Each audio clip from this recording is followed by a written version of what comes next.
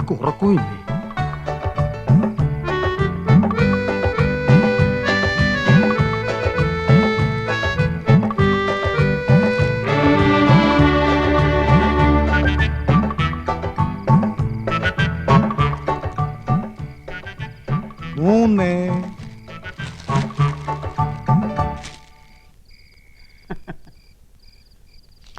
अंदर आ सकता है?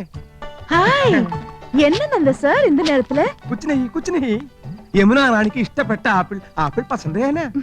Thank you. മണി என்ன தெரியுமா? ഇന്നെടുത്ത പാഠം കാണാതെ പഠിച്ചോ?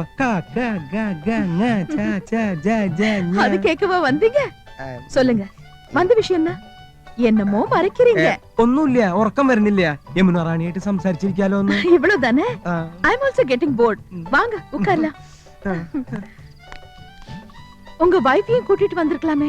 അതൊക്കെ നമുക്കൊരു ശല്യാവില്ലേ? യമുനേ, അയ്യോ എന്റെ അനിയൻ, അവൻ എന്തിനാ ഈ നേരത്ത്? ബദ്മാഷ്, കുലുകപ്പെട്ട. நீங்க இங்க வந்தது அவங்களுக்கு தெரியாதா? ഇല്ല, ഞാനിപ്പോ ഇവിടെ നിൽക്കുന്നത് അവൻ കണ്ട പ്രശ്ന. அதனால என்ன? വേണ്ട, അവൻ അറിയണ്ട. ഞാൻ ഈ സോഫയുടെ പിന്നിൽ ഒളിച്ചോളാം.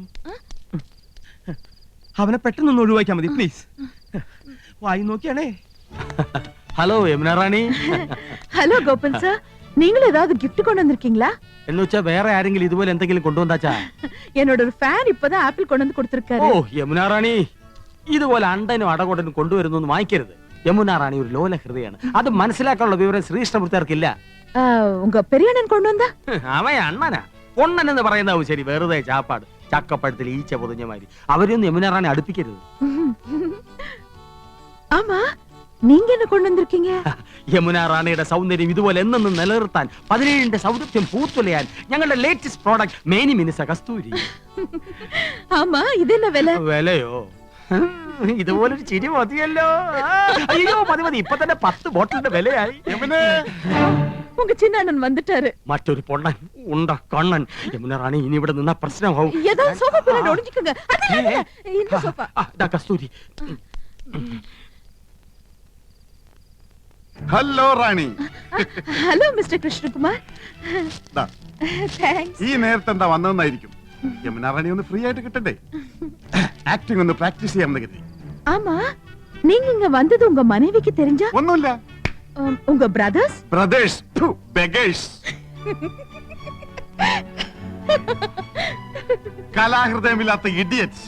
ഒരുത്തർ ഹിന്ദി വാദ്യർ, മറ്റൊരുത്തർ മെഡിക്കൽ റപ്പ്. 2 പോത്തന്മാരും ഇപ്പൊ കൂർക്കം വലിച്ചു കിടന്ന് ഉറങ്ങുന്നുണ്ടാവും. உங்க அப்பா? അച്ഛനാ എവിടെ? അയ്യോ വിടല്ലേ. അയ്യേ ദേ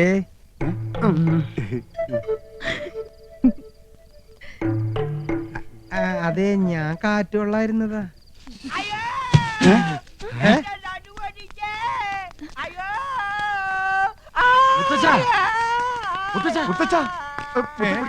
മുത്തശ്ശന് എന്ത് പറ്റി മുത്തശ്ശ? ഒന്ന് പറയട്ടെ, യമുനാ റാണിയുടെ മാമി സന്താനവല്ലി വരുന്നെന്ന് കേട്ടു. എന്നാ അവരെ ഒന്ന് കണ്ട് ഈ റോസാപ്പൂ ഒന്ന് കൊടുക്കാന്ന് കരുതി ഞാൻ ഈ തൂട് വഴി കേറിയപ്പോഴാ അടിവയറ്റില് ഗുർമൻ പ്രശ്നം ഉണ്ടാക്കിയത്. പിടി വിട്ടുപോയടേ.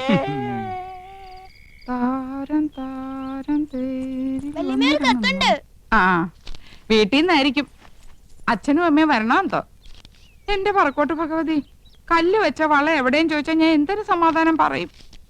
ആ, താരം താരം തേരിൽ വന്നിറങ്ങുന്നു തീരം. എന്താ?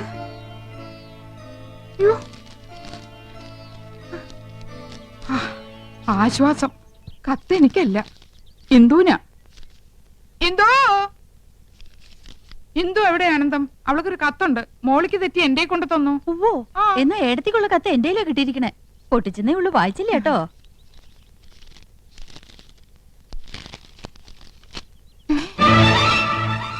രണ്ടും ഒരുപോലത്തെ കത്ത്. നിനക്കൊരു കത്തുണ്ട് എന്തോ? കത്ത് എവിടെ എടുത്തി?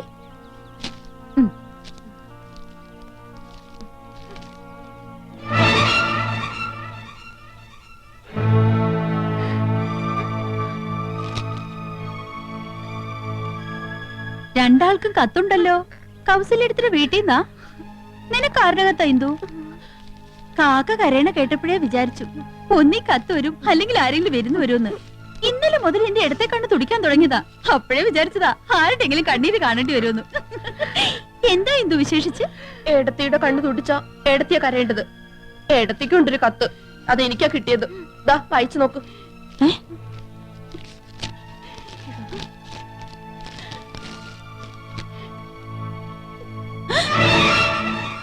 എന്താ ആനന്ദം എഴുതിയിരിക്കുന്നത്?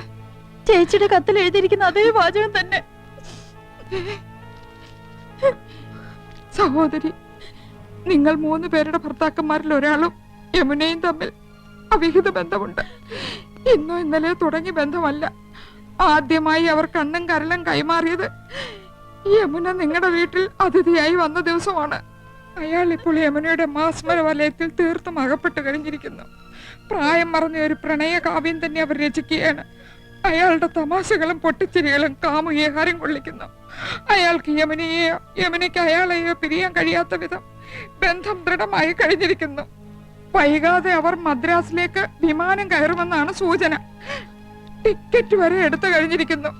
ജാഗ്രത പാലിക്കുക, സൂക്ഷിക്കുക. ഒരഭ്യുദയകാംക്ഷി.